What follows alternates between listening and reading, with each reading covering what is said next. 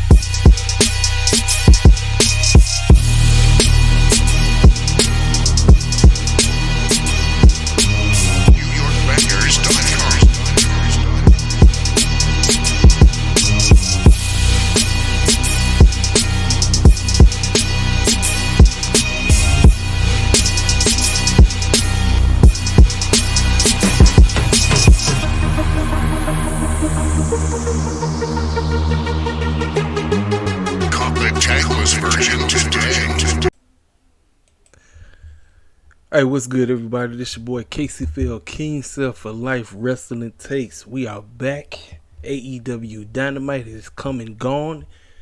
Ladies and gentlemen, I just got one thing to do right quick. Let's drop the beat. Many men, many men wish for me, Lord, I don't cry no more. And look to the sky some more. Have mercy on.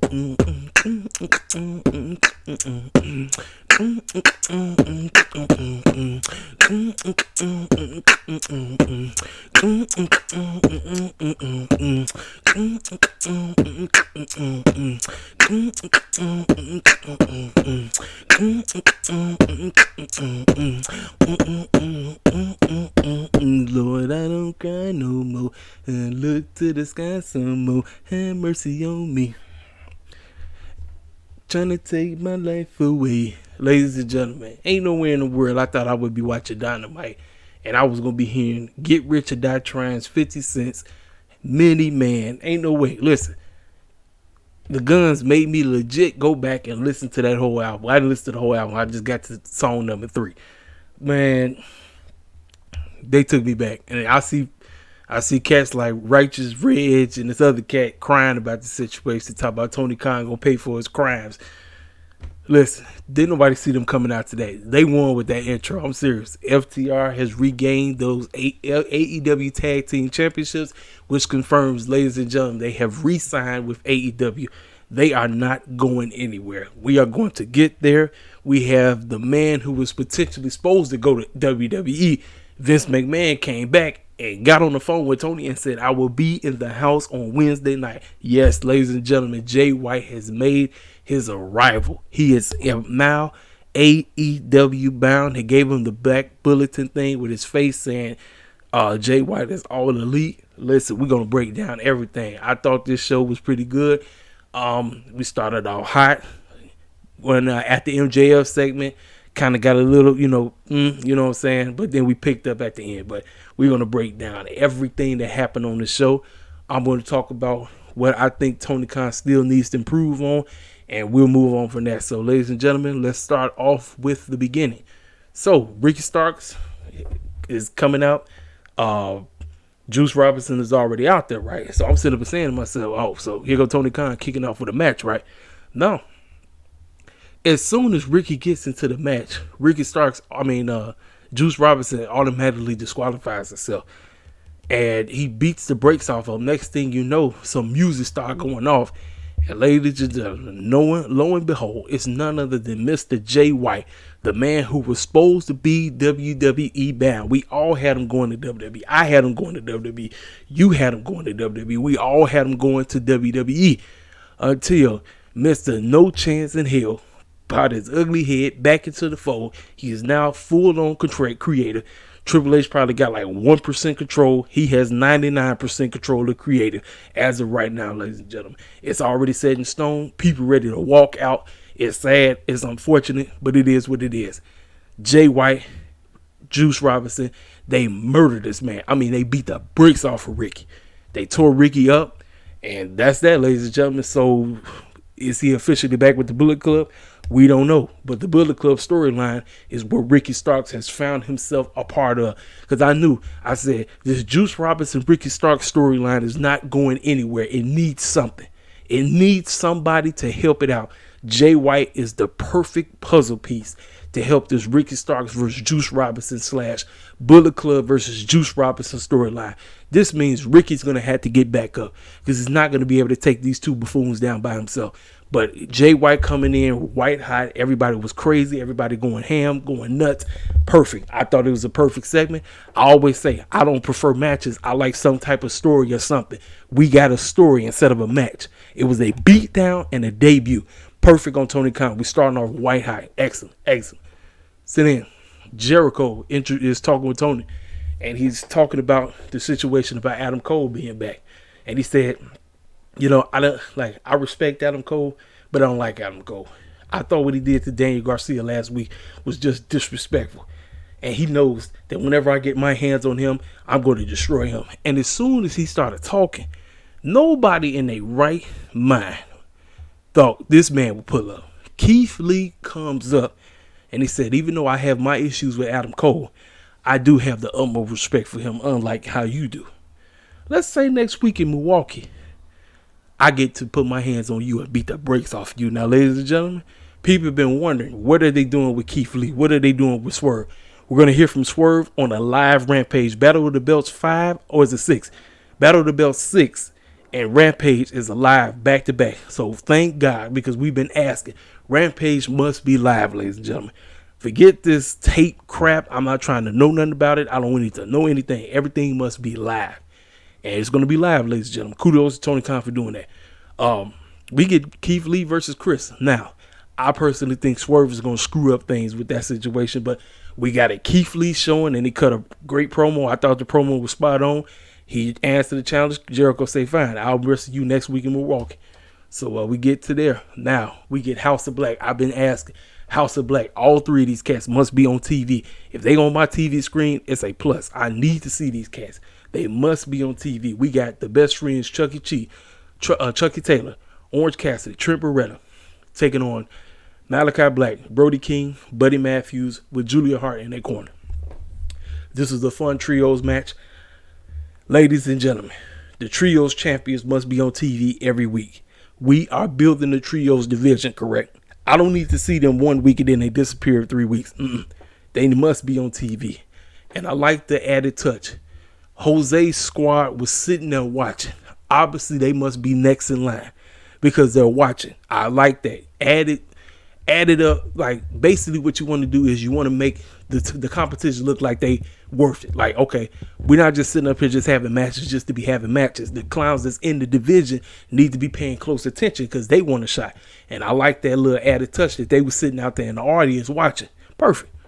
Roosh, his brother, and formerly known as 10. They all were sitting out there with Jose. Perfect. You have a problem with that. So with all the chaos going on in here, you had everybody doing movesets on one another. I mean, Malachi Black was taking all kinds of hits. I mean, listen, you want to do this. And OC clowning, Chucky T trying to put in work, Brody King barking at everybody all day like he liked to do. Buddy Matthews. Listen, all three of these cats, if they wanted to, I actually would not mind seeing singles matches from each one of them because that's how good the matchup was. Yes, did they have their fault? They a lot of spot monkey crap, absolutely, because you know that's what they like to do. But they showcase that if they want to put on a good professional wrestling match, they can. And while Julia Hart was standing out there, you seen Anna Jay watching because they've been having an ongoing beef. And word has been put out that on Rampage, we're getting Anna Jay versus Julia Hart. I like that. It's added little details to the story. She's watching her. She's watching her every move. So when they get an opportunity to link up on Friday, they tear the house down, or if they possibly can. Now, you already knew what was going to happen.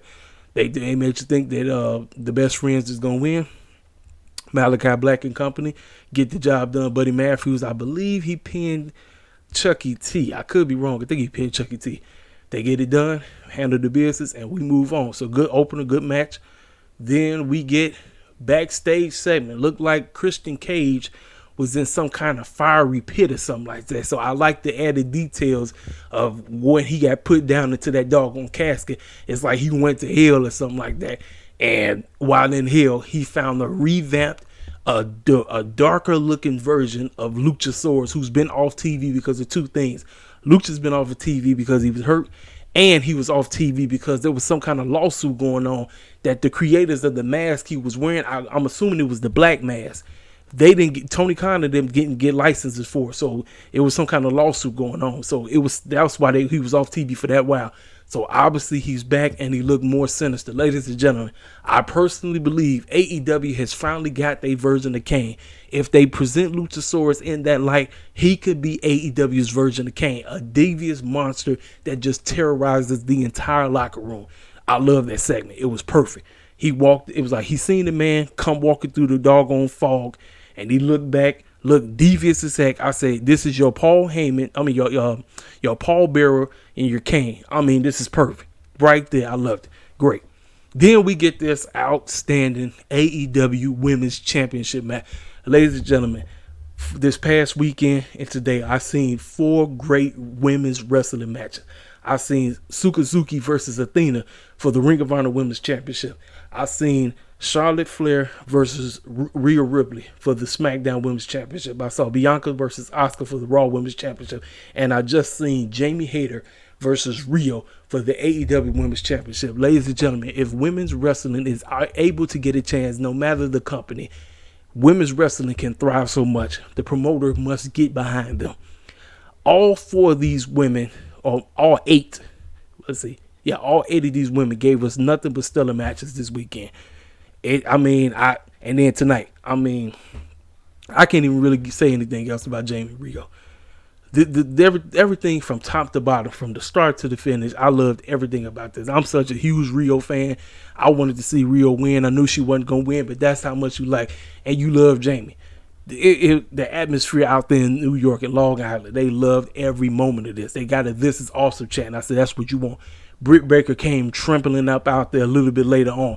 They're planting the seeds. It's not going to happen right now, but I cannot wait. If there's one women's feud that I cannot wait for, it's Britt Baker versus Jamie Hayter. That is one feud I'm ecstatic for. I'm telling y'all right now, look at my face. I can't wait for it. When it happens, I'm going to be there. I'm going to be there because y'all know it's going to happen. Now, will the title be involved? Not sure. During this matchup, Jamie got her hits in. Rhio was not going down. Rhio gave you every reason as to why she was the very first AEW Women's Champion. People hate on this girl because of what she looks like, because of her size and everything. But this woman can wrestle. And you in there with one of the best wrestlers in AEW, Jamie Hayter. I mean, come on. You know you're going to get a classic. They gave us a classic tonight. It was fire. It was phenomenal. It was excellent. I mean, from the start to the finish. Everything that you asked. And people was like, okay, so what's going on? Like I told y'all, key players are still not involved. Because I'm going to get there when I get there. Key players are not involved yet. Because Tony Khan is still trying to figure out what is he going to do. How do I get said players in there? And I think Trinity is around the corner. Because she been eyeballing the Ring of Honor Women's Championship. And she was eyeballing Jay's title. So she coming. I believe Trinity 5-2, a.k.a. Trinity Star, is coming. I believe that with my heart. I believe she pulling through. And if she pulled through, you know dang well Mercedes ain't too far behind. And now with Bayley looking like she don't want to be in WWE no more, come on through, Miss Pam. Come on through. I won't mind taking all three of y'all. Come on.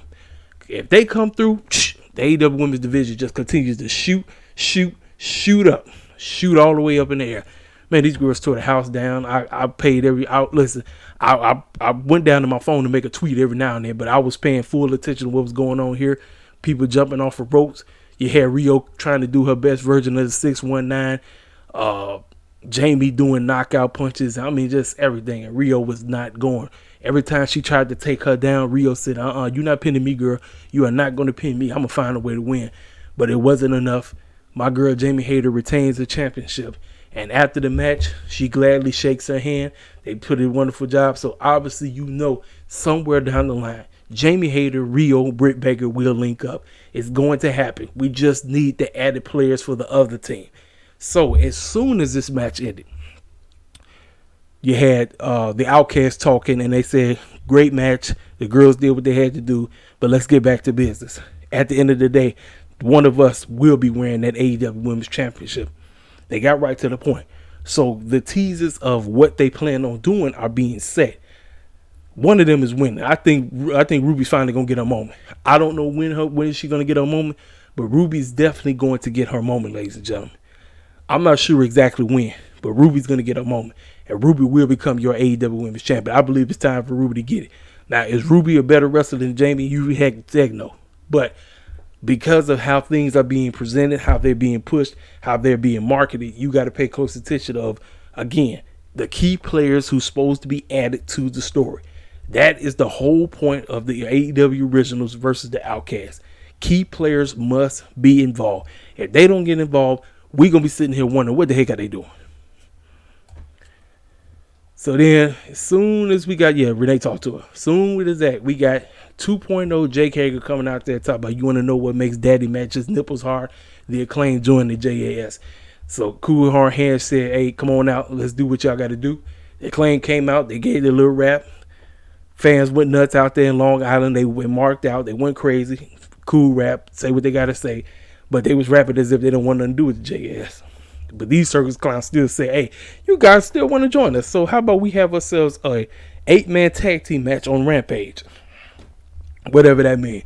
But hey, it is what it is. So you can say this segment, it was okay. Could have been a little bit better, but you know, it is what it is. Then we get to, I called him Mr. Broadway. So he had a live band. He had the mayor of Long Island standing out there. He came out, and not only did he greet the fans was ecstatic. They love this boy. They love him. He got on the mic. He started singing. I said, this is MJF on Broadway. You know, he's a circus clown through and through, acting a complete fool. I'm like, so after he got through from singing his little song and all this crazy stuff, so he got in the ring, and he talked about why him and some teacher that he had back in the day was terrible towards him because he had ADHD or something like that. He said, shout out to all the kids that had ADHD. And he talked about how this teacher talked to him very vulgarly. She talked to him bogus as heck. And he said while he was sitting in class, she would tell him, ask him what the question was for whatever she was teaching. And all he could say was professional wrestling. Professional wrestling. And look at him today. I mean, the man just speaks for himself. I mean, I listen. The segment went from extremely clowny to a very serious as one point. That tells you MJF knows how to present himself no matter what. He's not afraid to go from clown to very serious. You see what I'm saying? And that's what I can respect about the man. So after that, he said, my name is MJF and I'm better than you. You know what? The audience said everything we had to say.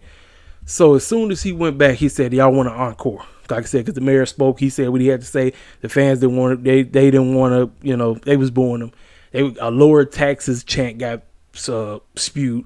So then he went, as he was going back to the back to where the band was, he said, y'all want an encore? And he backed all the way up, and there was a percussionist with the doggone cymbals.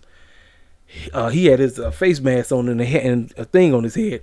And so he just started going crazy. He said, he looked at him, he said, man, you idiot. I didn't tell you to start clamping your cymbals. But y'all already knew there had to be one of them. It just turns out it was Jungle Boy. Now, we all know Jungle Boy was not going to get cheered. I know people, shout out to my main man, Legit, because I saw Legit said something about he didn't like this segment because he didn't feel that Jungle Boy didn't need to be. He said they could have did that with Sammy since Sammy was a heel. I said it did not matter who they had out there. Nobody was going to get cheered over MJF. This is MJF's backyard. MJF is the baby face today. Everybody else who's facing MJF is a heel. He's the baby face. That's just what it is. So Jungle Boy does it, takes his doggone mask off, takes his hat off, and he starts beating the brakes off that man. So then the security, everybody come off trying to hold them off. And during that time, you seen Darby Allin sitting up in the Raptors watching. He was watching. And then that's when Sammy came out there, picked up the championship. A lot of people was looking at that man like, man, I ain't trying to see this fool as the champion. He got in the ring. He tried his best to cut a promo. Now, the timeline thought this promo was big. They said this promo was weak. They said this promo was trash. But here's the deal. Yes, was his delivery kind of off? Absolutely. It was not the best. But what he said tied into everything that's going on. He mentioned beefs going on in the ring. He mentioned everything that's tied to what's going on. He came in Jungle Boy, he came in Darby Allin, and he came in MJF. That's the whole point of the story. I get it. It wasn't like natural where you could just say, okay, this man is in his bag. Does he still need work as promo? Absolutely. Yes. A lot of them cats in AEW still need work the promo work. You know? But it's always about improvement. That's why I wasn't finna hate. I wasn't throw the baby out with the bathwater. And then, like I said, you knew he had to take a shot at the doggone fans out there in Long Island, so you already knew that. But I didn't think the promo was as bad as so many people was. A lot of people in my timeline, they hated it. Even cats in the group, I mean, they hated it. They said that promo was trash. I'll say it is what it is, man. He said what he had to say. It ties into what's going on. That's that. So he's out there getting ready for his matchup with Commander. Thought the matchup was pretty solid. So, like I said, a lot of people think that this was kind of like the dipping point of the show. The show was high, and then, like I said, right around this time, at the MJF segment and all that, after Sammy cut his promo, that's when things kind of dipped down a little bit. I thought the matchup was solid. I thought it was pretty good. Like I said, and then, like I said, they showed Darby Allin and the Raptors watching. This is the purpose. Every player that's going to be a part of this Fatal 4-Way must continue to study who they're going against. Watch every time they wrestle. Pay close attention so you can see their strengths and you can see their weaknesses. I said this is perfect. Do the slow burn because we still got a month and a half before we get to May 28th. We got a month and a half, ladies and gentlemen. Keep the burn going. Keep cats interested. That's the number one goal that people be on Tony Khan's helmet. Keep the story going. But make it a slow burn and do not rush right into things. Don't rush right into it. Don't just give everything away. Play up to it. Play up to it, So, that's that. So we move on. I just talked about that matchup. Sammy wins against these go to sleep, put the boy to sleep match over. So, let's see. So, talked about that. Then we get this matchup. We get All Ego Page versus Hook. Now, this matchup was made because Hook has been dealing with the firm. He's been beefing with Stokely. He's been beefing with everybody in the firm, right? So, we get to the matchup, and you got Marquand on the doggone rope. You got Matt Hardy over there just playing around and all this stuff. And Ego Page think he finna walk in here and just manhandle Hook. And you know how Hook is. Hook is that dude that just continues to have no blemishes or whatsoever. I mean, he's undefeated. You saw his record 24-0. He has not lost one match. The story about Hook, ladies and gentlemen, is we have to potentially build him up to where he potentially loses.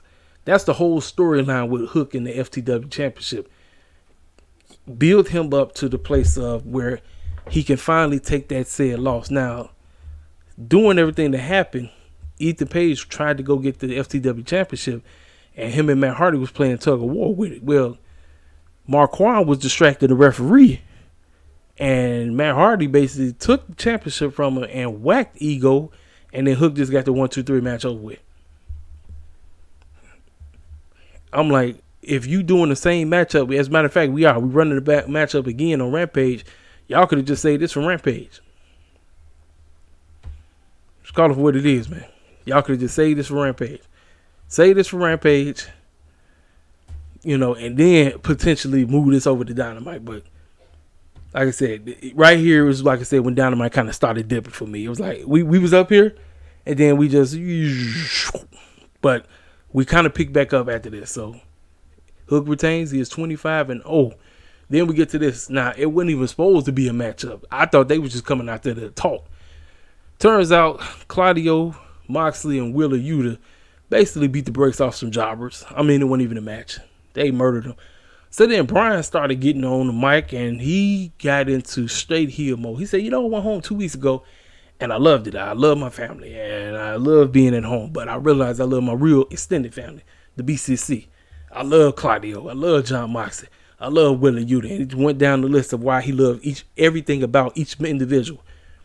But he also talked about how we're here to stay, and the BCC is going to control everything. And as he's talking, Hangman comes running out there. Solo Man himself tried to come out there, got beat down by the entire BCC. Wow, Brian is just being a savage on the mic, talking about destroying folk, calling everybody in the back nothing but amateurs. They're the only 4 pro wrestlers there. He said, look at this amateur coming out here. I mean, just disrespected him. He disrespected the mess out of Hangman. Hangman got disrespected through and through. So I'm thinking, well, who's coming out? The Young Bucks are toe up. Kenny is toe up. No Dark Order. Nobody came to the man rescue. Brian is just being a straight heel, just straight devious on him. I mean, just devious. Talking all kind of mad crazy stuff. Just mad crazy. Then this fool pulled out a doggone screwdriver, and I don't know if he tried to gouge that man's eye. He did something. They held Hangman down. He pulled the doggone screwdriver and just started stabbing the man in the face. I said, dog, listen, y'all thought Captain Planet was something. Captain Planet Bryan Danielson, or Daniel Bryan at the time, he was crazy. You couldn't wait to see Kofi Kingston beat the brakes off him in WrestleMania.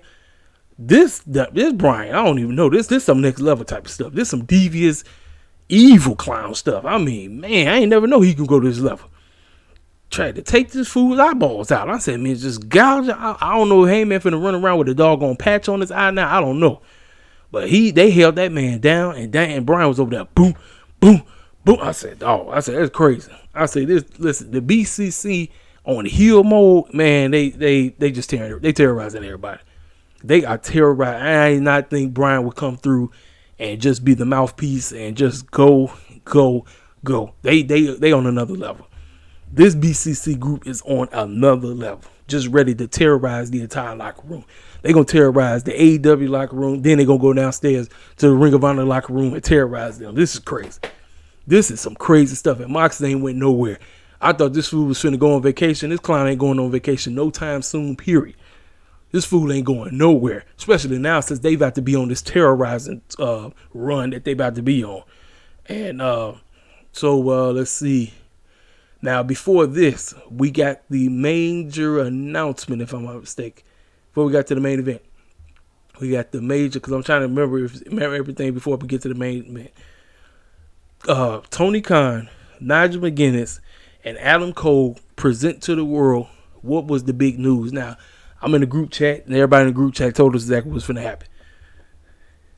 Ladies and gentlemen, I think All Out is finished. They're not coming back here for All Out. So, All In has been rejuvenated, and they are going to the UK at the Wimbledon Stadium, which can host up to 90,000 plus. That could be AEW's biggest show yet.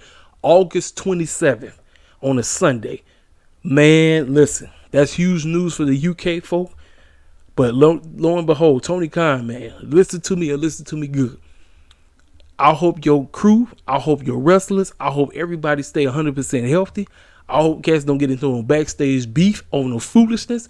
Whatever you got to do to stay 100% healthy to get to these doggone shows that you need to get to, do it. And make sure your television TV is compelling.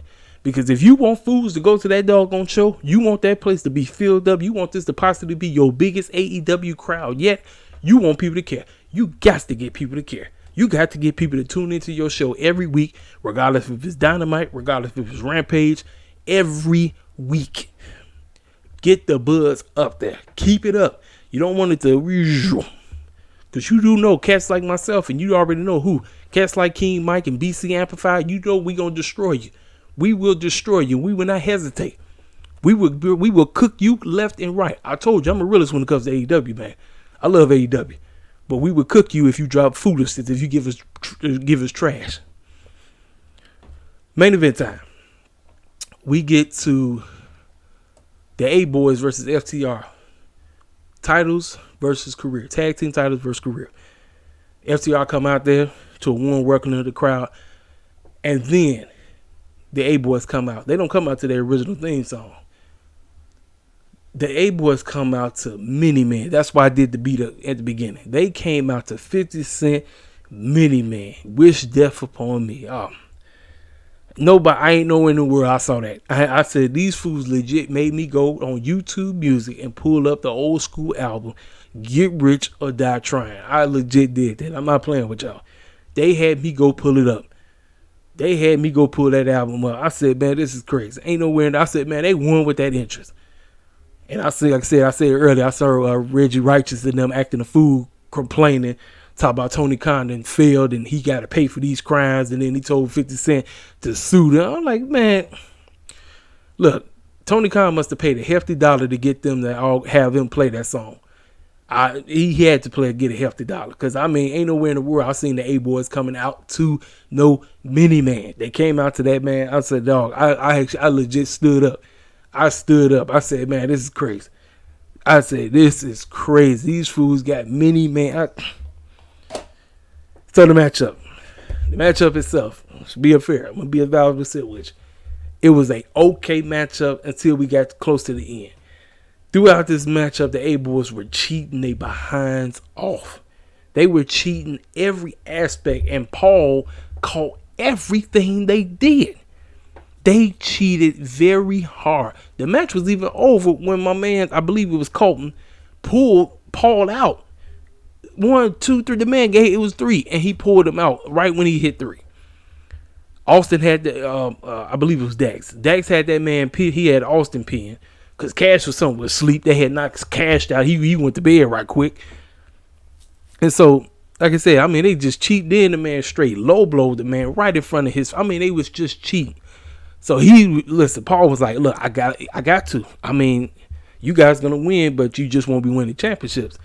And as soon as he was about to tell my man to ring the bell, that's when you seen Cash grab his arm and say, nope. So then that's when Colton and them took Cash out again, and they focused on Dax. So then distractions, referee getting distracted. They brought the doggone tried to get the tag team titles up in there.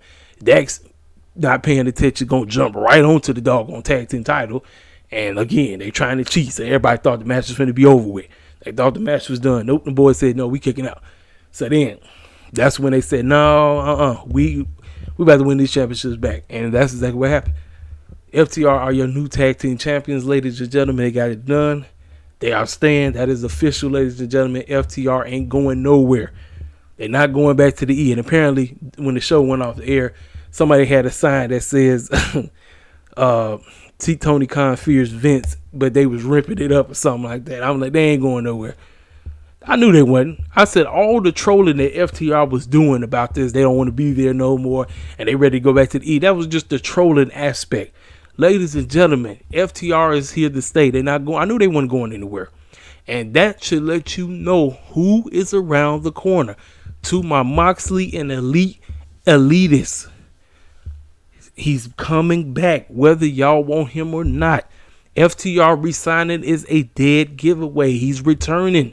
Now, when he returns, I don't want him getting hurt, and I don't want him beefing with nobody. Whatever he got to do, get your beef out, apologize, whatever, stage or not.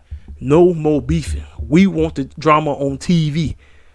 You can stay in there. Listen, Wembley could definitely be sold out if we get Kenny Omega versus CM Punk. Just that match alone. I mean, come on now. Look, episode had its ups and downs. Started off hot, ended hot. Middle had a little couple of weak spots or whatever. Main event wasn't all that great, but FTR won. That's the best thing ever. Ladies and gentlemen, Wednesday nights is where it's supposed to be. The entire IWC got Fire Vince McMahon trending because him coming back, basically having the Raw at the Mania being hot garbage, and people is afraid that SmackDown is going to be trash because Triple H is quote unquote out the door, but fools don't want to quote unquote get on Triple H case because he was booking bull jab as well. So like I said, you know me, I don't give Triple H no passes either. But now I want to talk about it because I haven't spoken on it yet. People, when they've been making videos on it. Eddie Guerrero's youngest daughter went on TikTok. She went on TikTok and she exposed some family drama that really could have kept private, but because Vickie and them and her sister decided to side with her stepfather for what he did, instead of coming together and realizing that her current husband is a piece of crap. She was molested by him. And she went on TikTok, and I felt and understood every single word she said. And I felt so bad, and it made me really miss Eddie even more. I said, if Eddie was around, you know dang well Eddie would not be tolerating no foolishness like this. That's his baby girl, and you're going to allow some circus clown, whoever the circus clown is, I don't know the fool name, Vickie Guerrero's current husband. He molested her, and then she going to go over there and block. She blocked her out of her life. She can't get in contact with her. Her sister, she can't get in contact with her sister. So the only one that she's in contact with is Charvo, because Charvo, he spoke something about it. Then Vickie gonna quote unquote and try to say that don't nobody know. Like, it's always two sides to every story. And listen, man, this whole thing is just sad. It's demonic. I'm like, how in the world are you going to take the so-called dude that you're with over your daughter? That's demonic, man. That's demonic. It's wrong. It's wrong. And then she gonna go on here and basically justify what the fool did. She justified it by what she was saying. I would go and try to find the pictures, but I can't because it's all over Twitter. All you gotta do is just type in Vickie Guerrero and you'll see everything. It's sad, man. The fact that her own sister and her own mama is gonna side with this clown. And she said, I listened to what she said. She said she's trying to do the right thing. She's trying to, stay in faith with God, and she's trying to forgive and all of this. But she said it's very tough. And listen, I ain't in that situation. I'm not. So I'm not finna sit up and say I know what she's like. I don't. As a born again believer, my heart goes out to her because that's just demonic, y'all. That's demonic. Vickie is wrong, man. Tony Khan, cut ties with her, man. Cut ties. Don't bring her back. No, Vickie is done. Vickie's finished. It's over. This ain't a good look at all. Vickie is done. How in the world you gonna allow this fool to do this to your baby? This is your baby girl, and then like it was, like I said, it was sad that Vickie took her husband's side, but her own sister. You would think big sis would have little sis back. Big sis don't even want nothing to do with it. I said, man, Eddie, I know he would be. Oh my goodness. Man. Y'all listen, for people like me, that's people of faith, people that's Christians, born again, just keep their family in prayer, y'all. Just keep old girl in prayer. I think her name is Sheila. Keep her in prayer. Just keep the whole family in prayer, man, because this is demonic. This satanic, y'all. This on some other stuff right here, man. Ain't nowhere in the world. Because I seen it the other day, and I said, wait, excuse me? People were sharing it. Eddie Guerrero's baby girls on TikTok talk about she was molested by Vickie Guerrero's current husband. I'm like, what? And Vickie don't want nothing to do with her, and she blocked her out and all this crazy. Y'all, listen, I apologize because I wasn't even supposed to. I was supposed to do a separate video. I wasn't even supposed to be tying this in with the AEW Dynamite, but it just slipped my mind that I said, oh, it's right. I got to talk about this whole bull jive that's going on with Vickie and her. I mean, just it's dumb. It's stupid. It's dumb. The whole thing could have been done privately. Then nobody even had to know about it. All Vickie had to do was chastise her husband because he wrong as two left shoes, but she's sitting up here taking his side over her baby girl. Come on, then she's gonna go on here talk about it's two sides to every story. Man, you crazy as Vickie, crazy as a Betsy bug, y'all. She crazy as heck. I mean, ain't nowhere in the world, man. I mean, and look here, I used to love Vickie Guerrero, man, real talk, but this right here, man, she's just wrong.